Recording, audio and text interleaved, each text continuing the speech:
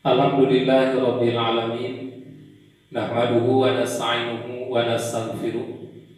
Wa na'udzu billahi min syururi anfusina wa sayyiati a'malina.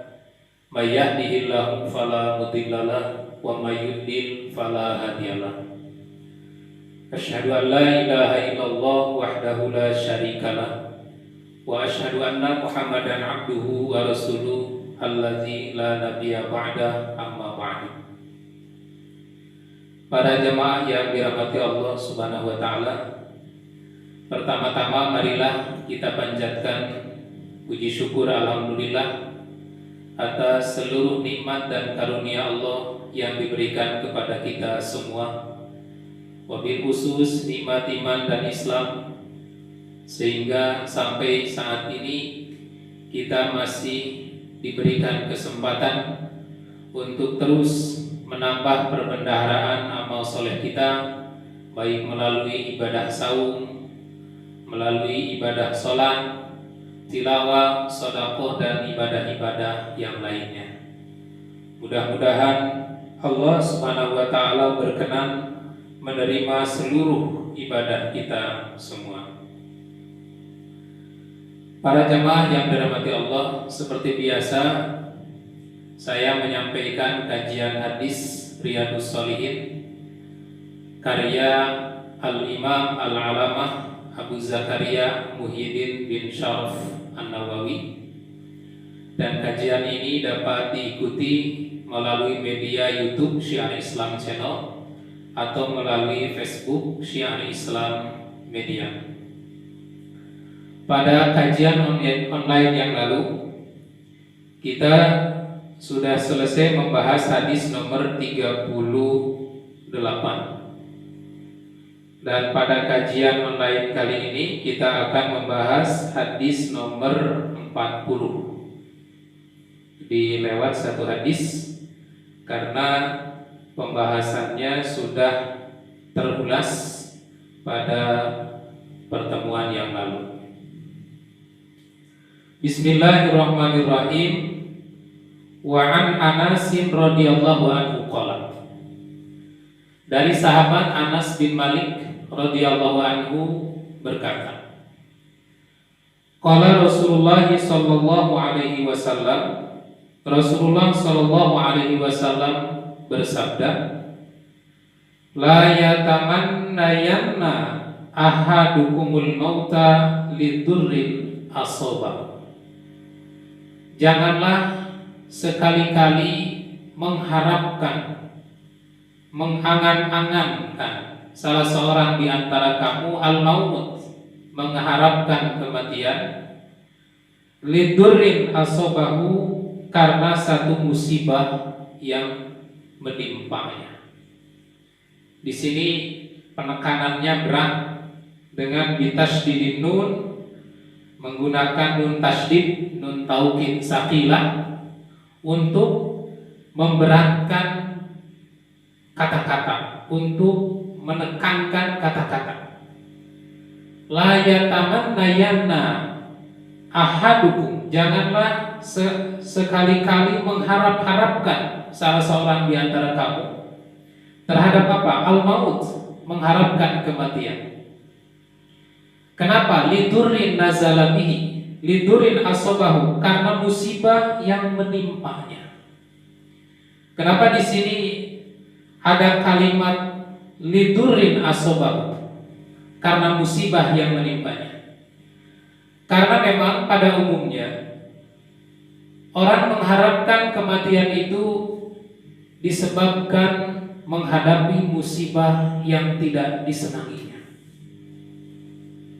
Biasanya orang mengharapkan kematian itu karena satu penderitaan yang berat dihadapinya. Jarang sekali orang menginginkan kematian ketika sedang menghadapi kesenangan, sedang merasakan kenikmatan. Badannya sedang sehat, uangnya sedang banyak, hartanya sedang melimpah ruah, hatinya sedang bahagia. Tiba-tiba dia mengharapkan mati. Itu sangat jarang sekali, bahkan tidak ada.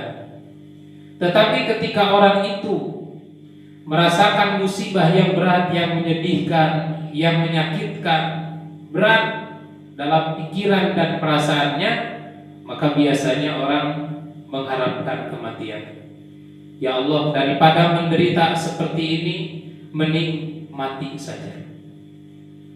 Pertanyaannya, bolehkah kita mengharapkan kematian di saat situasi seperti itu? Ternyata hal ini dilarang oleh Nabi SAW. Kata Nabi, la yatamanna yana ahadukumul mauta lidurin asobab. Janganlah sekali-kali seseorang di antara kamu mengharap-harapkan kematian karena satu musibah yang menimpanya. Kenapa kita dilarang? Karena boleh jadi musibah yang sedang dihadapi oleh kita itu justru itu akan menjadi kebaikan bagi kita. Seperti dikatakan pada hadis sebelumnya, bahwa tidak menimpa suatu hal yang menyakitkan terhadap seorang muslim hatta tertusuk duri atau lebih sakit dari itu, kecuali Allah akan menghapuskan dengan musibah itu kesalahan-kesalahannya, dan Allah akan menghapus dosa-dosanya sebagaimana halnya pohon-pohon yang menggugurkan daun-daunnya.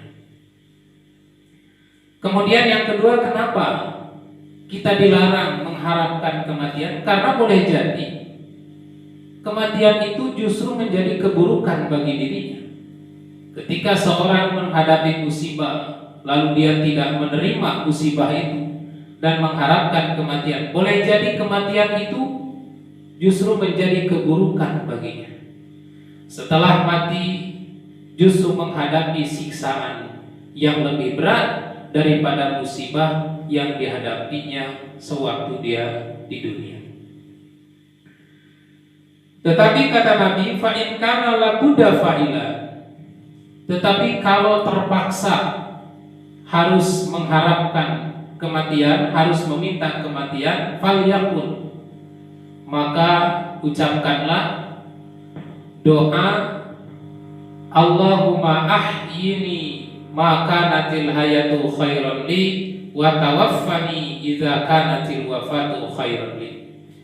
Ya Allah, hidupkanlah aku apabila memang kehidupan ini lebih baik untukku, dan wafatkanlah aku apabila memang wafat itu lebih baik untukku. Jadi Nabi mengajarkan sebuah doa, bukan minta mati, tapi minta dua-duanya. Minta hidup dan juga minta mati. Ya Allah, hidupkan aku kalau memang hidup itu lebih baik untukku, matikan aku kalau memang mati itu lebih baik untukku. Jadi diminta dua-duanya, kemudian keputusannya diserahkan kepada Allah.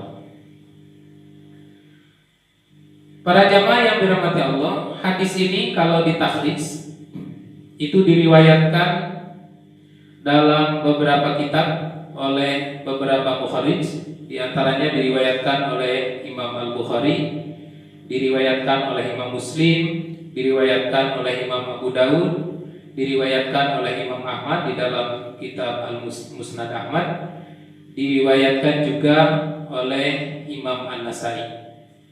Hanya saja di dalam kitab Riyadhus Shalihin ini oleh Imam An-Nawawi diberi catatan muttafaqun alaih. Hadis ini disepakati oleh Imam Al-Bukhari dan Imam Muslim. Nah, apa faedah yang dapat kita ambil dari hadis ini? Yang pertama, faedah yang dapat kita ambil dari hadis ini bahwa di dalam Islam kita diharamkan mengharapkan kematian. Dan ini terdapat larangan-larangan yang secara jelas disebutkan di dalam hadis. Seperti dalam hadis Sahih Imam Al-Bukhari di dalam bab doa bil maut wal hayat, bab doa bil maut wal hayat. Dari sahabat Qais, kata Qais, ataitu Khababan, saya pernah mendatangi Khabab bin Al-Arad. Wa qad iktawa sab'an fi batnihi, dia pernah disiksa, disengat perutnya dengan besi panas. Fasami'tuhu yaqulu, kemudian aku mendengar dia berkata, laula anna nabiyya sallallahu alaihi wasallam nahana an nad'u bil maut, an nad'u bil mauti la da'utu bi. Kalaulah aku tidak mendengar Rasulullah sallallahu alaihi wasallam, kalaulah Nabi sallallahu alaihi wasallam tidak melarang kami berdoa meminta maut, maka pasti aku sudah berdoa meminta kematian. Kenapa? Karena begitu berat sakitnya ketika dia disiksa, disengat dengan besi panas sampai 7 kali di perutnya. Tetapi karena Nabi melarang itu, maka Khabbab bin Arad ini tidak meminta kematian. Nah, kenapa kita dilarang oleh Nabi meminta kematian? Nah, di sini Rasulullah Shallallahu Alaihi Wasallam memberikan alasan-alasannya. Rasul memberi sebab-sebabnya. Kenapa kita dilarang oleh Nabi meminta kematian? Justru kita diperintahkan untuk meminta umur yang panjang. Alasannya kata Nabi, karena hakikatnya kehidupan seorang muslim itu adalah bertambah kebaikannya. Hakikatnya ketika bertambah umur seorang muslim, itu artinya bertambah kebaikannya. Hal ini dikatakan di dalam hadis riwayat Imam Al-Bukhari. Nabi bersabda, la yatamanna ahadukumul mauta. Janganlah salah seorang di antara kamu berandai-andai mengingin-inginkan kematian. Alasannya kenapa? Kata Nabi, imma muhsinan fala'allahu yazdad. Karena jika dia adalah orang yang baik, orang yang senantiasa berbuat kebaikan, fala'allahu yazdad, dengan bertambahnya umur, mudah-mudahan Allah menambah kebaikan hidup.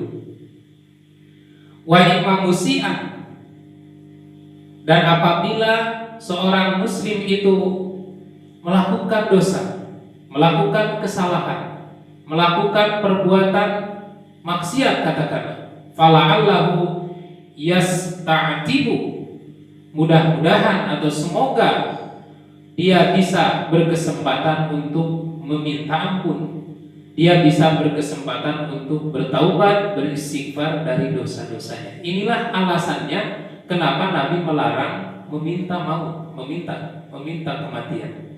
Karena apabila seorang muslim itu terbiasa melakukan amal-amal yang baik, mudah-mudahan dengan dipanjangkan umurnya itu bertambah terus kebaikannya. Dan apabila seorang muslim itu melakukan dosa, mudah-mudahan dengan ditambah umurnya, dengan dipanjangkan umurnya, dia berkesempatan untuk beristighfar dan bertaubat kepada Allah dari dosa-dosanya. Makanya Nabi pernah ditanya, ketika ditanya oleh seorang sahabat, ya Rasulullah, ayyun nasi khair, orang yang bagaimana orang yang terbaik itu? Maka Nabi menjawab, kata Nabi, orang yang baik itu adalah man tola umuruhu wa asuna amal, orang yang umurnya panjang dan amalnya juga baik. Kemudian orang ini bertanya lagi, fa'ayun nasi syarun, Lalu orang yang buruk itu yang bagaimana? Nabi menjelaskan man tola umuruhu wasa'a amaluhu. Panjang umurnya, buruk amalnya. Orang yang baik adalah orang yang panjang umurnya, baik amalnya. Karena semakin bertambah umur, bertambah usia, dia semakin bertambah juga amal-amal solehnya, amal-amal baik. Sedangkan orang yang buruk adalah orang yang panjang umurnya, buruk amalnya. Bertambah umur bukan bertambah kebaikan, tetapi bertambah tumpukan dosanya.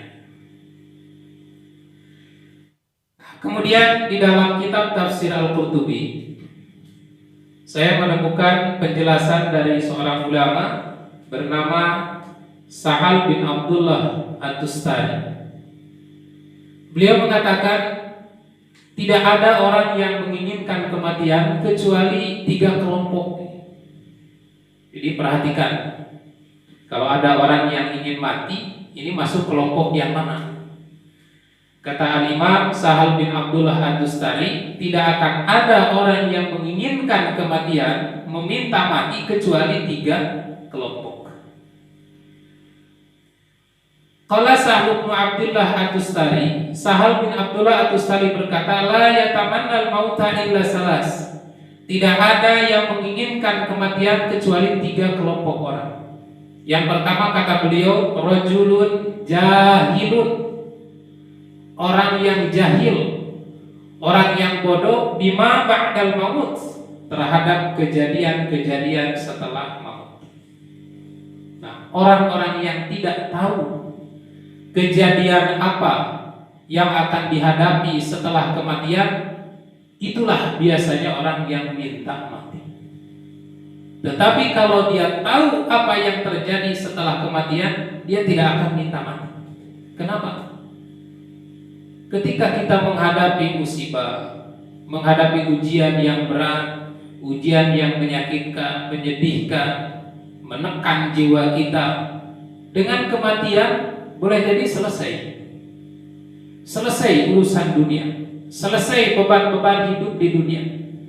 Tetapi kesulitan baru yang lebih berat, lebih lama, lebih panjang sudah menghadapi, sudah menunggu di hadapannya. Karena setelah kematian itu orang tidak beristirahat.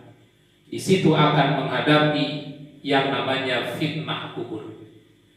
Apabila dia tidak dapat menjawab dengan benar, tidak sesuai dengan pesanan Allah sewaktu diperintahkannya di dunia, maka yang dihadapi setelah maut bukan kenikmatan, bukan kesenangan, bukan peristirahatan, tetapi justru menghadapi siksaan yang lebih berat, lebih lama, dan lebih panjang.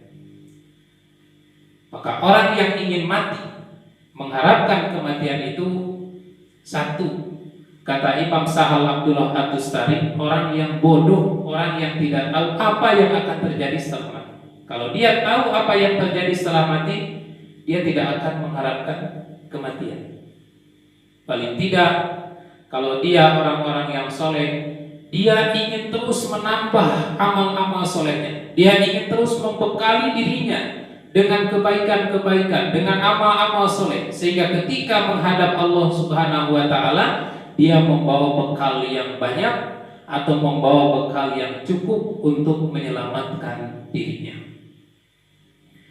Kemudian yang kedua, kata beliau, orang yang menginginkan mati itu rajulun yafiru min aqdarillahi ta'ala alaih.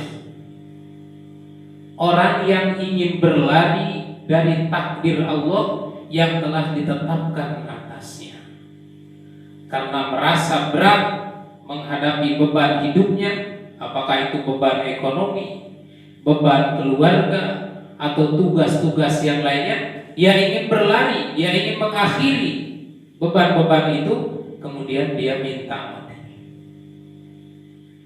Dan yang ketiga, kata Imam Sahal bin Abdullah At-Tustari, orang yang meminta mati itu adalah mustaqun muhibbun lil liqa'illahi azza wa jalla, yaitu para kekasih-kekasih Allah yang ingin bersegera berjumpa dengan Allah.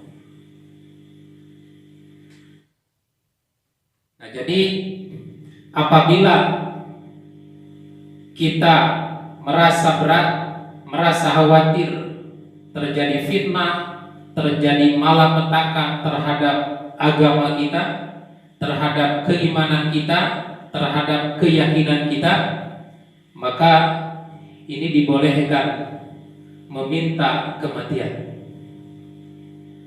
Seperti halnya yang dilakukan oleh Siti Maryam binti Imran, yakni ibunya Nabi Isa alaihissalam.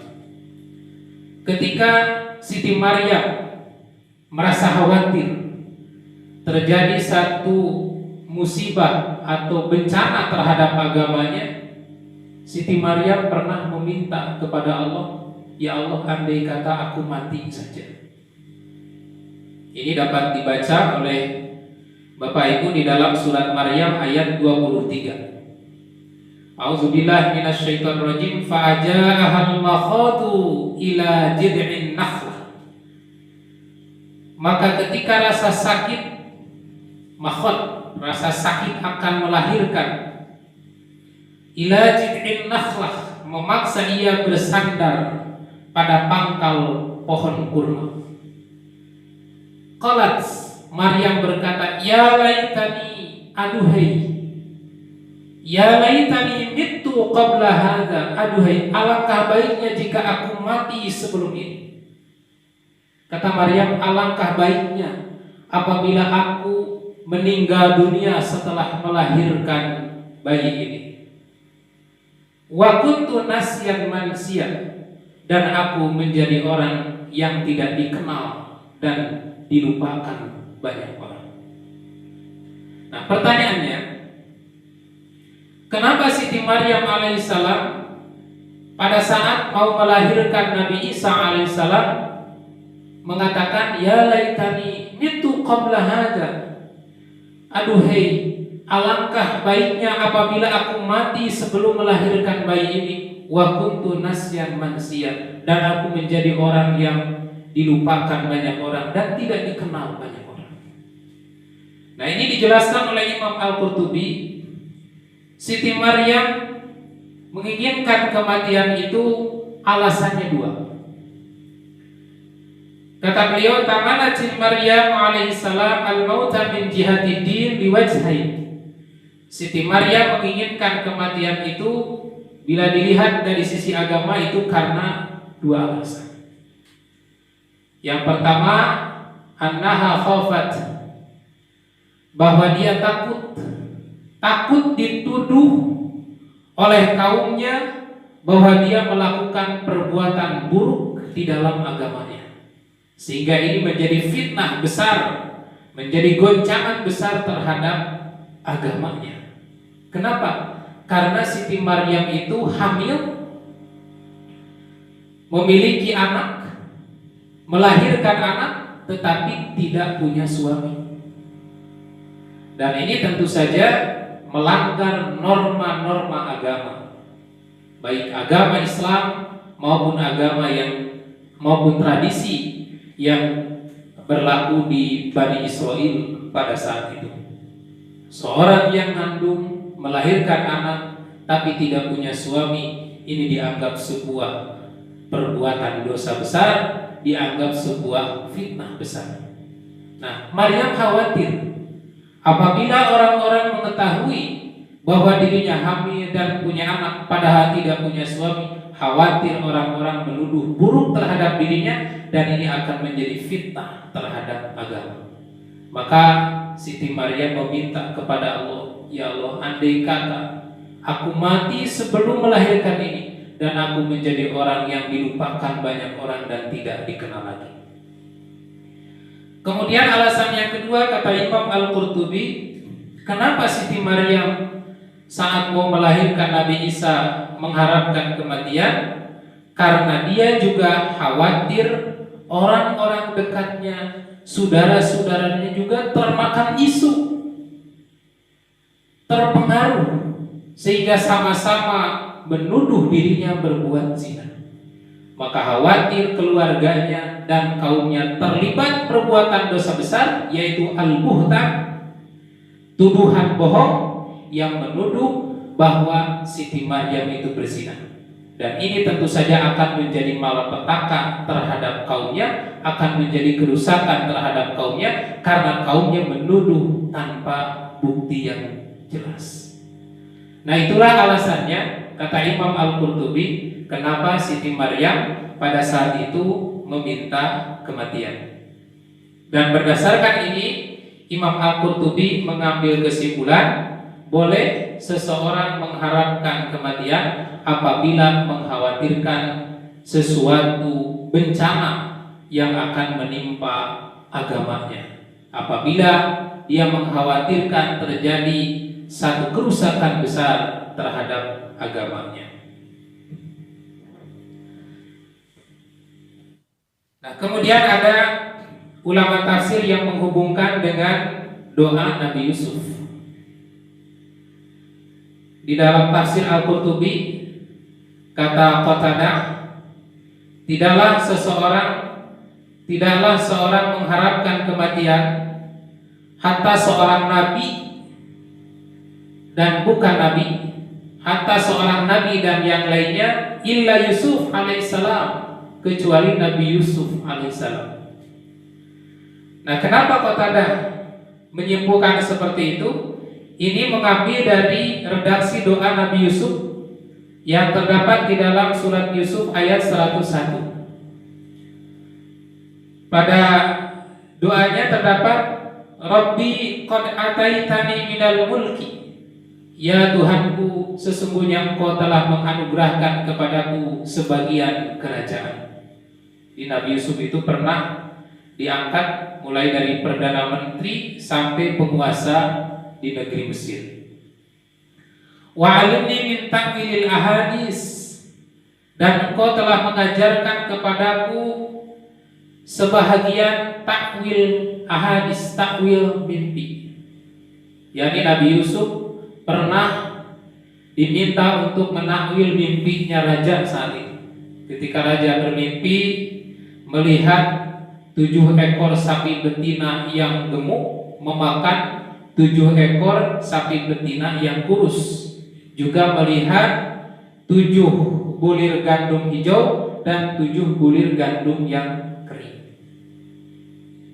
Kemudian raja mengumpulkan seluruh para pentakwil mimpi di kerajaannya, meminta agar menakwilkan mimpinya. Ternyata semua pentakwil mimpi yang diundang oleh raja dari seantero Mesir itu tidak ada yang bisa menakwil mimpi raja. Malah dia menyatakan, ini ma'ab ghosu ahlam, mimpi yang kosong, mimpi yang tidak ada maknanya. Tetapi mimpi itu terus saja menjadi pemikiran raja ini dan membuat hatinya gelisah. Ini tanda apa ini? 7 ekor sapi gemuk memakan 7 ekor sapi kurus, dan 7 bulir gandum hijau juga 7 bulir gandum yang kering. Kemudian ketika Nabi Yusuf ditanya tentang artinya, Nabi Yusuf menakwilkan, kata Nabi Yusuf, wahai Tuan Raja, itu artinya akan terjadi kemarau panjang selama 7 tahun. Dan ini isyarat memerintahkan kepada Anda agar Anda bercocok tanam, bertani selama 7 tahun. Kemudian hasil pertaniannya jangan dimakan kecuali sedikit saja. Sisanya disimpan, ditabung di tempat, di gudang perbendaharaan makanan. Dan tabungan makanan-makanan ini akan habis selama 7 tahun ketika di negeri Mesir ini mengalami kemarau panjang. Nah, maka dengan wasilah takwil mimpi itu, akhirnya Nabi Yusuf alaihissalam dibebaskan dari penjara dan bahkan diangkat menjadi Perdana Menteri. Yang kemudian Nabi Yusuf diperintahkan untuk membangun sebuah kota yang diberi nama sekarang Al-Fayyum, itu dari Al-Yaum, 1000 hari, karena waktu itu raja memerintahkan supaya selesai dibangun selama 1000 hari. Dan ternyata dengan pertolongan Allah, Nabi Yusuf membangun kota itu, termasuk juga membangun kebun-kebunnya, itu kurang dari 1000 hari dengan mengalirkan anak sungai dari Sungai Nil, kemudian membangun kebun-kebun di Al-Fayyum itu. Kata Nabi Yusuf, wa'allamtani min ta'wilil ahadis, dan engkau telah mengajarkan kepadaku sebagian takwil mimpi. Fatirus samawati wal ar, wahai ya Allah, engkau pencipta langit dan bumi. Anta waliyyi fi dunya, engkau pelindungku di dunia, wal akhirat, dan di akhirat. Tawaffani musliman wa alhiqni bis salihin, wafatkanlah aku dalam keadaan Islam dan kumpulkanlah aku bersama orang-orang soleh. Nah, kalimat tawaffani musliman, ya Allah wafatkanlah aku dalam keadaan Islam, ini disimpulkan oleh Qatadah bahwa Nabi Yusuf alaihissalam ketika sudah merasa sempurna kenikmatannya dan sudah berkumpul rasa kerinduannya kepada Allah Subhanahu wa taala, lalu dia meminta kematian, meminta mati saja. Nah, tetapi ini dibantah oleh ulama tafsir yang lain. Sebetulnya Yusuf alaihissalam itu tidak mengharapkan kematian, tetapi Nabi Yusuf itu mengharapkan kematian di dalam Islam. Dan tentu saja inilah tafsir yang lebih kuat. Jadi Nabi dalam konteks doa ini, Nabi Yusuf itu tidak mengharapkan kematian dalam arti meminta disegerakan kematiannya, seperti hanya tadi orang-orang yang bodoh yang tidak tahu apa yang terjadi setelah kematian, dan orang-orang yang ingin melarikan diri dari takdir Allah. Tetapi yang benar bahwa Nabi Yusuf berdoa tawaffani musliman, ya Allah wafatkan aku dalam keadaan Islam, itu mengharapkan apabila satu saat datang ajalku, datang kematianku, maka mohon ya Allah matikan aku dalam keadaan Islam. Jadi ini bukan mengharap segera mati, tapi bila waktunya sudah datang, bila ajalnya sudah tiba, ya Allah wafatkan aku dalam keadaan Islam. Nah, akan tetapi memang kata Nabi SAW, pada satu saat di akhir zaman, dan ini sebagai ciri akhir zaman, orang-orang itu akan cemburu melihat orang mati. Kenapa orang cemburu melihat orang mati? Karena kehidupan ini sudah tidak menenteramkan lagi. Kehidupan di dunia ini sudah tidak menyenangkan lagi. Sudah banyak fitnah, sudah banyak malapetaka, pembunuhan di mana-mana, perampokan, pencurian, pemerkosaan, kezoliman dan lain sebagainya sudah merajalela di muka bumi ini. Sehingga dalam situasi kekacauan seperti itu, dalam situasi fitnah seperti itu, dalam situasi bencana yang sudah terjadi setiap saat seperti itu, pada satu saat kata Nabi, orang akan mengharapkan kematian, atau dia akan cemburu ketika melihat orang mati. Ya Allah, betapa tentramnya orang yang sudah berada di alam kubur, sementara kami ini yang masih hidup harus menghadapi fitnah yang begitu besar, fitnah yang begitu berat. Andai kata aku yang ada di alam kubur itu. Nah, ini hadisnya dapat dibaca di dalam hadis riwayat Imam Al-Bukhari dari sahabat Abu Hurairah radhiyallahu anhu. Nabi SAW bersabda, la taqumus sa'a, tidak akan terjadi kiamat hatta yamurra rajulu biqabrir rajul, sehingga seseorang berjalan melewati kuburan orang yang telah mati, fayaqulu, kemudian berdoa, berkata, ya laitani makanahu, andai kata aku berada di posisinya, yaitu meninggal dunia. Kenapa orang-orang di akhir zaman saat melewati kubur mengatakan, ya laitani makana, ya Allah, andai kata aku berada di tempatnya, andai kata aku mati. Ini menunjukkan karena kehidupan ini sudah sangat kacau. Fitnah merajalela di mana-mana, pembunuhan, pencurian, pemerkosaan dan lain sebagainya, kemaksiatan sudah merajalela. Sehingga orang-orang mukmin merasa khawatir terhadap agamanya, merasa khawatir terjadi fitnah terhadap agamanya, dan dia tidak bisa berbuat banyak, tidak bisa merubah situasi. Padahal sebetulnya orang yang berada di alam kubur juga belum tentu dia tenang. Orang yang berada di alam barzah juga belum tentu dia mendapatkan kenikmatan. Boleh jadi di alam barzah pun orang itu justru lebih berat daripada fitnah yang dialaminya pada saat dia sedang hidup di dunia.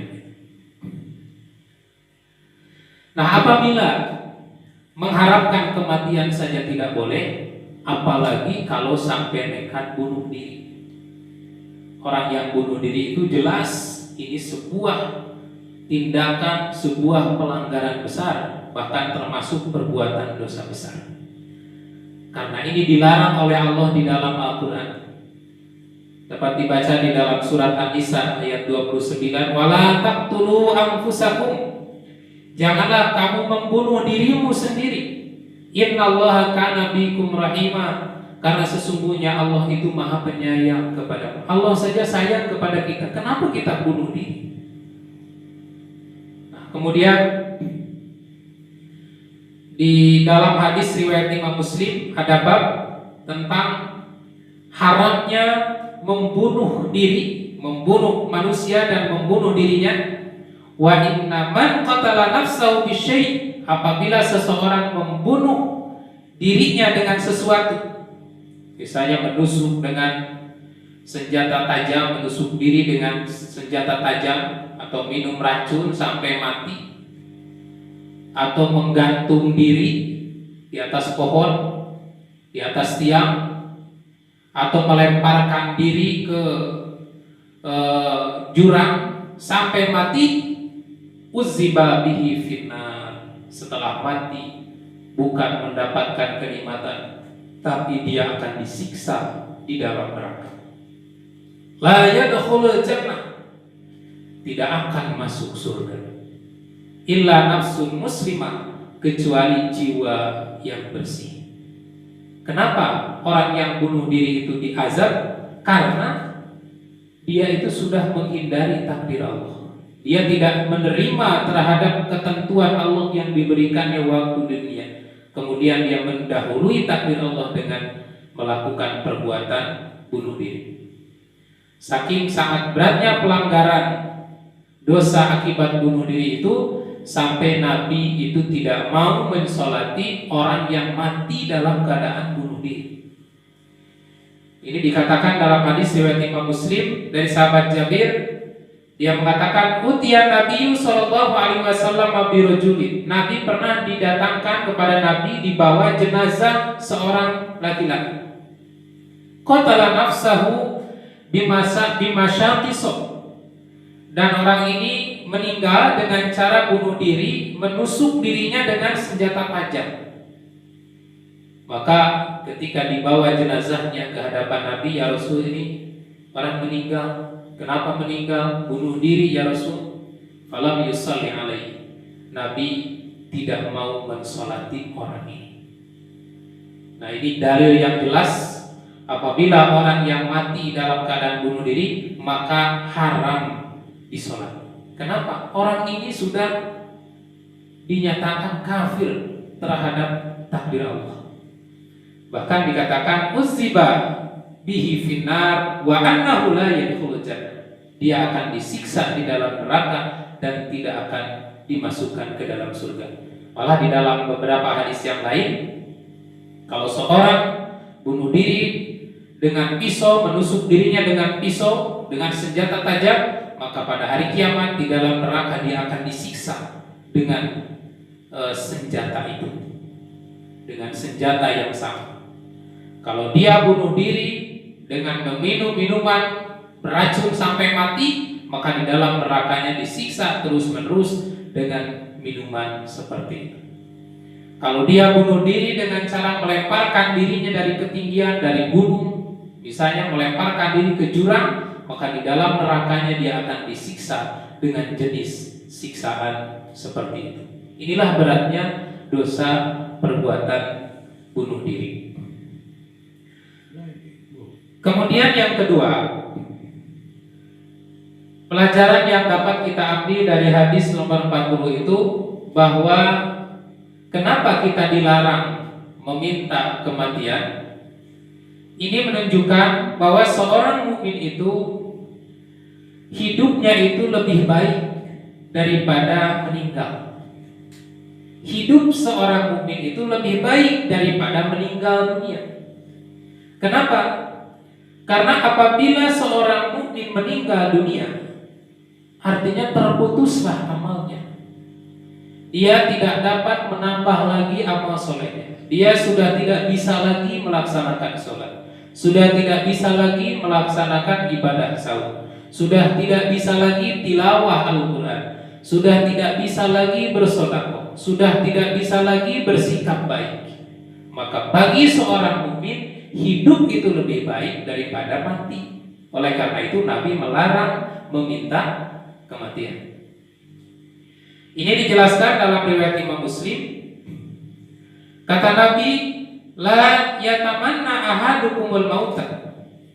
Janganlah sekali-kali salah seorang di antara kamu mengharapkan kematian, wala yad'u bihi, dan juga jangan berdoa meminta kematian. Jangan mengharap-harapkan, jangan juga berdoa meminta kematian. Min qabli ayyatiyahu, sebelum datang waktunya. Kalau sudah datang waktunya, ya kita harus ikhlas, harus siap ikhlas menerima ketentuan Allah itu. Kenapa kata Nabi, innahu idza mata ahadukum inqata'a amaluhu. Karena apabila salah seorang di antara kamu meninggal dunia, artinya terputuslah amalnya. Maksudnya sudah tidak bisa lagi beramal, sudah tidak dapat lagi menambah pahala, sudah tidak dapat lagi beristighfar, bertaubat dari dosa-dosa. Inqata'a, terputus amalnya. Wa innahu la yazidul mu'mina umruhu illa khairan. Dan sesungguhnya tidak bertambah umur seorang mukmin kecuali bertambah juga kebaikannya. Inilah alasannya kenapa kita dilarang meminta mati. Karena hidup ini lebih baik daripada kematian. Dalam arti sewaktu hidup kita bisa terus menambah amal-amal soleh kita, bisa terus bertaubat dan beristighfar kepada kita, sehingga apabila saat datang kematian kita membawa amal yang banyak, kita membawa pahala yang banyak, kita juga meninggalkan dosa, bersih jiwa-jiwa kita menghadap Allah dengan nafsul mutmainnah, dengan jiwa yang tenang, menghadap Allah dengan nafsul muslimah, dengan jiwa yang bersih, dengan jiwa yang selamat.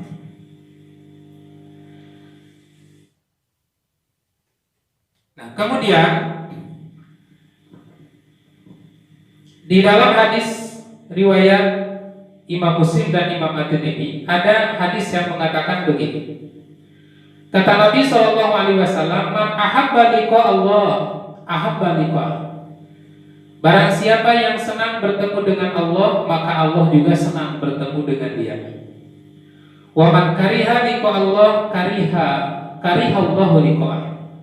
Barang siapa yang benci bertemu dengan Allah, maka Allah pun benci juga bertemu dengan dia.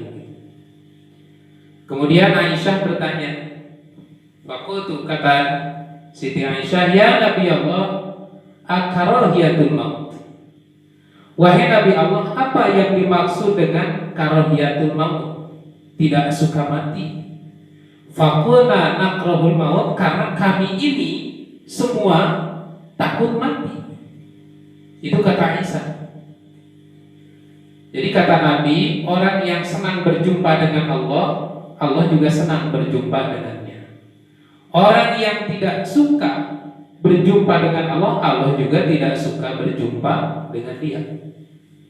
Kemudian Aisyah bertanya, ya Rasulullah, bagaimana yang dimaksud dengan tidak suka maut? Artinya tidak suka berjumpa dengan Allah, berarti otomatis tidak suka kematian. Kata Aisyah radhiyallahu anha, bagaimana yang dimaksud dengan orang yang tidak suka maut, tidak suka mati? Karena pada dasarnya kami ini tidak suka kematian. Kata Nabi, laisa kadzalik, bukan begitu maksudnya. Akan tetapi walakinnal mu'mina idza busyira bi rahmatillahi wa ridwanihi wa jannati ahabba liqa Allah. Apabila seorang mukmin diberi kabar gembira nanti di akhirat akan mendapatkan rahmat, akan mendapatkan keriduan, akan mendapatkan surganya Allah, maka seorang mukmin itu ahabba liqa Allah, dia akan senang berjumpa dengan Allah. Maka fa ahabballahu liqa'ah, Allah pun akan senang berjumpa dengan dia. Wa innal kafira idza busyira bi azabillah wa sakhatihi kariha liqa Allah. Dan sebaliknya apabila orang kafir diberi kabar gembira, sebenarnya bukan kabar gembira, kabar buruk, tapi saking sangat istihzanya di sini Nabi menggunakan kata busyira. Diberi kabar gembira, kamu akan mendapatkan siksa, kamu akan mendapatkan kebencian, kemarahan Allah, kamu akan mendapatkan siksaan yang keras. Maka kariha liqa Allah, orang kafir itu tidak senang berjumpa dengan Allah, tidak senang mati. Wa kariha Allahu liqa, dan Allah juga tidak senang bertemu dengan dia. Nah, itulah yang dimaksud dengan karahiyatul maut. Karena secara fitriyah kita ini semua takut mati. Tetapi yang dimaksud takut mati, kata Nabi, bukan itu. Orang yang takut mati itu adalah orang kafir ketika diberi kabar buruk tentang adanya siksa, kebencian Allah, kemarahan Allah, siksaan yang pedih akhirat yang akan dialaminya. Orang kafir karihal liqa, tidak mau bertemu Allah. Tapi sebaliknya orang mukmin ketika diberi kabar gembira nanti di akhirat akan mendapatkan rahmat, keriduan, akan mendapatkan surga, dia senang pada saat berjumpa dengan Allah, dan Allah pun juga senang saat berjumpa dengan dirinya. Kemudian di dalam hadis lain dipertegas ini oleh Aisyah ketika sahabat bertanya tentang hadis apa yang dimaksud dengan bila seseorang senang berjumpa dengan Allah, Allah senang berjumpa dengan dia. Bila seorang tidak senang berjumpa dengan Allah, Allah juga tidak senang berjumpa dengan dia. Kata para sahabat, walaisa minna ahadun illa wa huwa yukrahul maut, dan tidak ada seorang pun di antara kami kecuali kami semua ini takut mati, tidak mau mati. Rasanya hidup itu ingin kekal, ingin terus menerus. Karena itu sudah menjadi sifat dasar manusia. Jadi karakteristik manusia itu, kata Nabi, hubbu dunya, atau dua hal yang tidak akan pernah mati dan akan terus muda.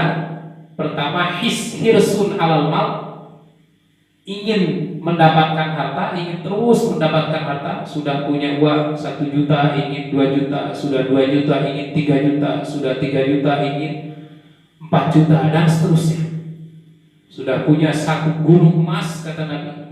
Kalau manusia sudah punya 1 gunung emas, dia akan mencari gunung emas kedua. Sudah punya 2 gunung emas, dia akan mencari gunung emas ketiga. Dan baru dia akan kenyang setelah perutnya dijejali dengan tanah. Dan ini sifat manusia.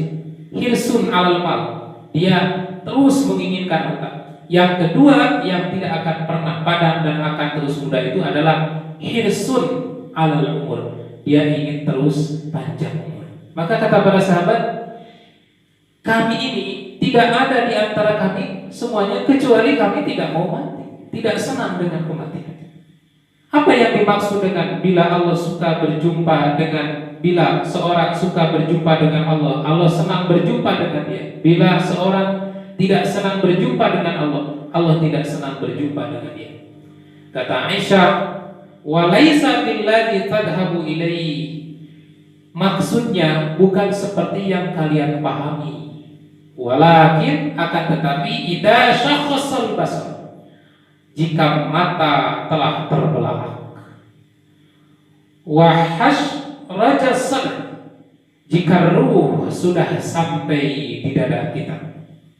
Wa sya'ara jadu, jika kulit sudah mulai merinding. Karena orang yang sakaratul maut itu merinding kulitnya.